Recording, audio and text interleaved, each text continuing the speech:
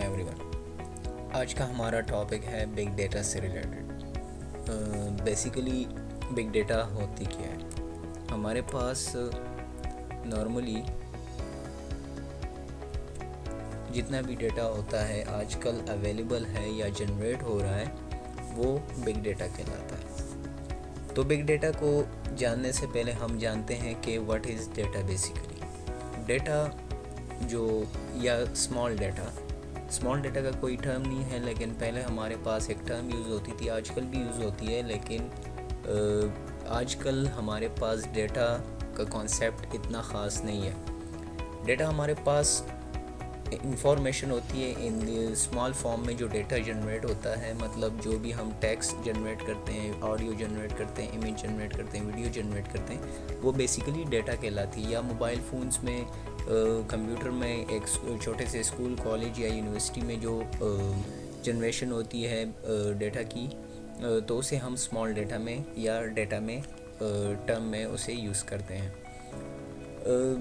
Data हमारे पास basically 1970s जो है, हमारे पास एक साइंसदान थे, तो उन्होंने जब जनरेट किया, मतलब relational database management system data के लिए, तो उसमें क्या होता था कि data in the form of structure होता था। मतलब नेम के अंदर नेम्स आ रहे थे, कॉन्टैक्ट नेम के अंदर कॉन्टैक्ट्स आ रहे थे, एड्रेस के अंदर कॉन्टैक्ट्स आ रहे थे। तो उसने उसको एक रिलेशनल टर्म उसे यूज़ किया और उसके बाद उसने उसे कहा कि जी ये हमारे पास डेटा है, मतलब स्टोरेज के लिए, इसमें टेबल्स वगैरह और रिलेशनशिप बनते थे डिफरेंट टाइप्स की, जो कि आजकल हमारे पास एज सच उस टाइप का कोई कॉन्सेप्ट नहीं है।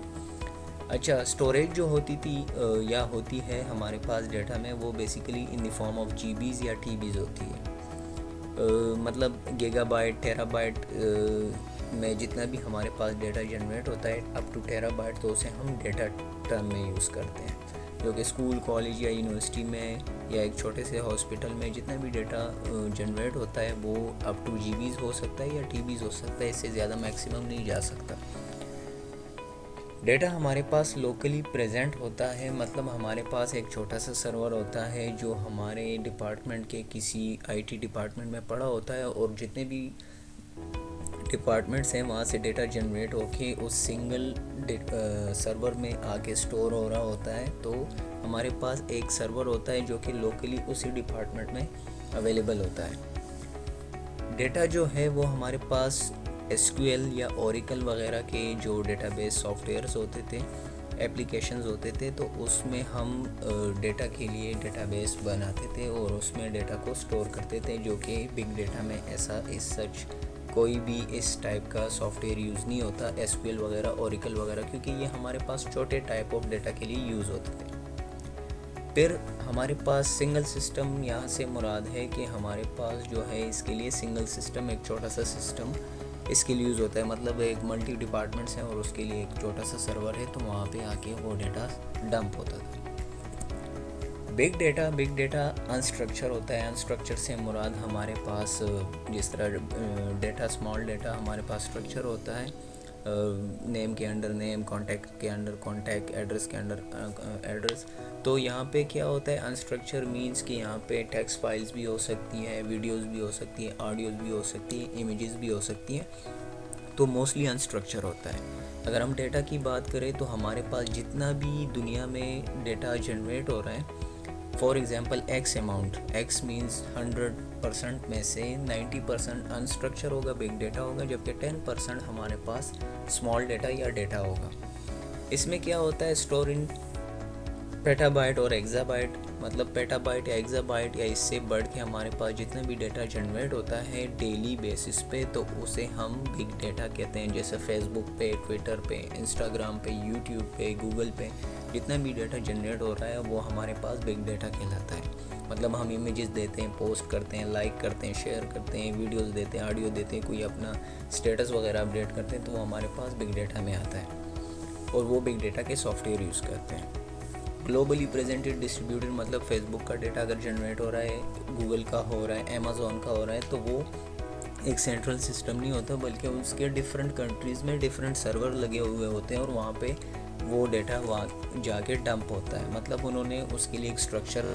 बात आती है हमारे पास सॉफ्टवेयर की। जिस तरह हमारे पास स्मॉल डेटा या डेटा में हमारे पास यूज़ होते थे एसक्यूएल, ओरेकल वगैरह, यहाँ पे वो सॉफ्टवेयर यूज़ ही नहीं होते, वो एप्लीकेशन यूज़ ही नहीं होते। बिग डेटा के लिए हमारे पास जो यूज़ होता है वो बेसिकली हेडूप है, स्पार्क है, मोंगोडीबी है, न्यू4j है और काफ़ी सारे बहुत आजकल हमारे पास मार्केट में अवेलेबल है। लेकिन इसका फ्यूचर काफ़ी ज़्यादा है। आप लोग अगर इस फील्ड में आना चाहते हैं बिग डेटा के, तो आप लोगों ने इसमें से कोई ना कोई सॉफ्टवेयर, कोई ना कोई एप्लीकेशन यूज़ करनी है, उसको सीखना है और उस पर काम करना है। बिग डेटा से बेसिकली हम प्रेडिक्शन लेते हैं। प्रेडिक्शन मींस अगर आप लोग इलेक्शन से रिलेटेड बात करते हैं तो मतलब बात की जाती है कि जी इस बार पाकिस्तान में फॉर एग्जांपल पीटीआई की गवर्नमेंट होगी या पीएमएलएन की होगी, तो वो किस तरह होगी। वो इस तरह होगी कि फेसबुक पे वो पोस्ट देखते हैं, कितनी पोस्ट जनरेट हो रही है, किस पार्टी की हो रही है, एग्जांपल दे रहा हूँ, किस पार्टी की हो रही है, तो उसको कलेक्ट करके उसके बेसिस पे फिर वो फर्दर इंफॉर्मेशन जो है वो जनरेट करते हैं। मल्टी क्लस्टर होंगे, वही बात के फॉर एग्जांपल हमारे पास एक सर्वर इसका नहीं होगा, डिफरेंट कंट्रीज़ में भी हो सकता है, हर एक कंट्रीज़ में भी हो सकता है, डिपेंड करता है नेचर ऑफ ऑर्गेनाइजेशन। मतलब फेसबुक है तो इसका हर एक तो नहीं, तकरीबन काफ़ी सारी कंट्रीज़ में इसके सर्वर लगे हुए हैं। अमेज़ॉन के भी काफ़ी सारी कंट्रीज़ में, गूगल की भी काफ़ी सारी कंट्रीज़ में इसके डेटाबेसेस वगैरह या सर्वर वगैरह लगे हुए हैं और वहाँ पे भी डेटा जो है वो जाके डंप होता है। बैंक वगैरह का डेटा भी, वो भी बिग डेटा में आता है। या मल्टीपल जो मतलब हमारे पास आते हैं कि जी दुनिया में इस साल इस मर्ज से इतने मरीज़ वो फोत हुए हैं और इतने सेहतियाब हुए हैं, तो वो किस बेसिस पे करते हैं, वो बिग डेटा होता है। हर एक कंट्री एक स्पेशल सॉफ्टवेयर होता है, वहाँ पे जाके अपना डेटा अपलोड कर रहा होता है और वहाँ से ये प्रेडिक्शन करते हैं होते हैं। या बिग डेटा में हमारे पास 3 V's होते हैं। 3 V's है क्या बेसिकली? 3 V's हमारे पास variety, velocity and volume. Variety means किस टाइप का डेटा होगा, मतलब ऑडियो होगा, video, text, PDF, word, Excel file, CSV file, etcetera etcetera. Velocity means कि इसकी स्पीड कितनी होगी, मतलब जिस तरह हम एसक्यूएल की या ओरेकल की बात करते हैं और जो नॉर्मल डेटा में यूज़ होता है, और यहाँ पे फिर उसके बाद हम करते हैं हेडूप की, मोंगोडीबी की, तो मतलब स्पीड ऑफ प्रोसेसिंग डेटा जो है, मतलब सेव होना, उसको रिट्रीव करना, डिलीट करना, डेटा की एक्सट्रैक्शन वगैरह, ये काफ़ी ज़्यादा तेज़ है एज़ कम्पेयर टू डेटा। अब आप फेसबुक की मिसाल ले लें, ट्विटर की ले लें, इंस्टाग्राम की ले लें, आप जो ही पोस्ट करते हैं तो वहाँ पे डायरेक्ट जाके पोस्ट हो जाता है। ये नहीं होता कि आप अभी पोस्ट कर रहे हैं और वो कुछ मिनट्स ले और उसके बाद आपको शो। अगर इस तरह होता तो कोई भी इसकी तरफ ना आता और ट्रेडिशनल जो हमारे पास डेटा यूज़ हो रहा था तो उसकी तरफ जाता। वॉल्यूम मीन्स कि स्पेस कितना लेगा, जीबीज़ में होगा, टीबीज़ में होगा, एक्साबाइट में होगा, पेटाबाइट में होगा, व्हाटएवर जो भी है।